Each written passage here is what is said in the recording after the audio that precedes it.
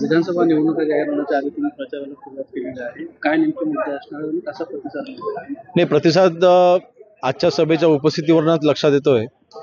फक्त कुडावळे, कादुली, पंचक्रोशीमधून जवळपास 1500 ते 1800 आज जनता इथे एकत्रित आली होती.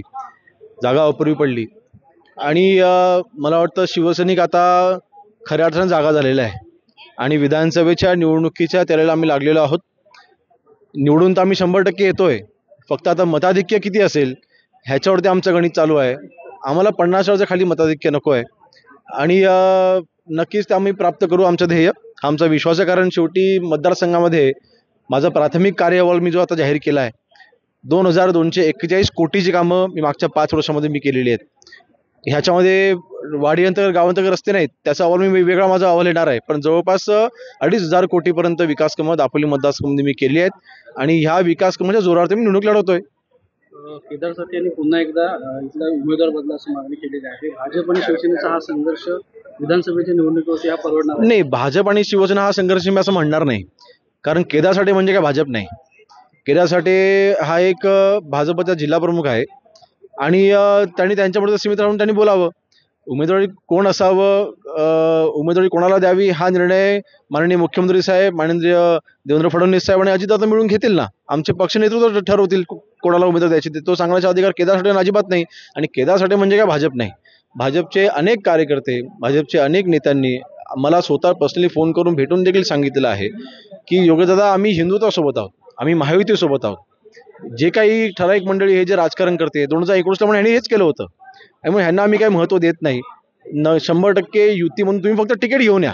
महायुतीचं तिकीट जेव्हा तुम्हाला जाहीर होईल त्या दिवसापासून महायुतीकडून आम्ही भाजपचे कार्यकर्ते आम्ही तुमच्यासोबत असू, असा अनेक कार्यकर्त्यांनी, अनेक नेत्यांनी आम्हाला पर्सनली येऊन सांगितलं आहे ना. आणि म्हणून केदार साठे म्हणजे काय भाजप नाही. आणि अजितदादांनी याची घोषणा केली होती आणि त्याची अंमलबजावणी व्हायला आता सुरुवात झालेली आहे. शेतकऱ्यांना ठराविक मला वाटतं मेगावॉटच्या खाली असलेल्या, हॉर्स पॉवरच्या खाली असलेल्या, जो पंपाच्या खाली असलेल्या वीज बिलं जेवढी आहेत तेवढी सगळी माफ करायचा निर्णय हा सरकारने घेतला होता आणि त्याच्यात अंमलबजावणी होते. आजपर्यंत अनेक ओरड व्हायची की वीज बिल माफ करा, वीज बिल माफ करा, परंतु हेच विरोधक ज्यावेळेला सत्तेमध्ये होते त्यावेळेला त्यांना त्यावेळेला ते करू शकले नाहीत. आणि आज शिंदे साहेबांनी ते करून दाखवले, महायुतीच्या सरकारने करून दाखवले. ह्याकरता शेतकऱ्यांच्या वतीने नक्कीच शिंदे साहेब असतील, फडणवीस साहेब असतील, अजितदादांचे आम्ही मनापासून आज आभार मानतो. आणि शेतकरी आज त्याच्याने नक्कीच ऋणी झालेला आहे. मराठी भाषेला अभिजात भाषेचा दर्जा मिळाला आहे. अनेक वर्षापासून नाही, मला वाटतं वंदनीय बाळासाहेबांचं स्वप्न पूर्ण झालं.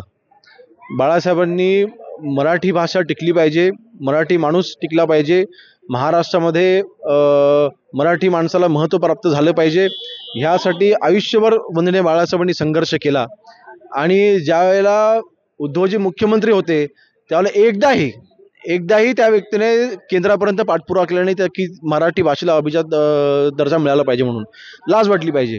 आणि म्हणून बाळासाहेबांचा वारसा आम्ही घेऊन जातोय. बाळासाहेबांचं रक्त आमच्याकडे आहे, आम्ही त्यांचे सुपुत्र आहोत. पण बाळासाहेबांना जे अपेक्षित काम होतं त्या शिंदे साहेब करतायत, आज महायुती सरकार करतंय.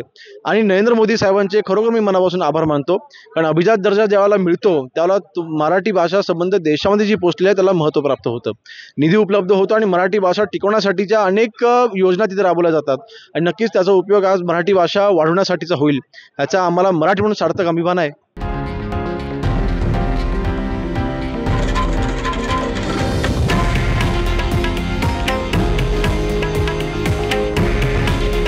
हे आहे देशातील नंबर 1 न्यूज नेटवर्क आणि आपण पाहत आहात TV9 मराठी.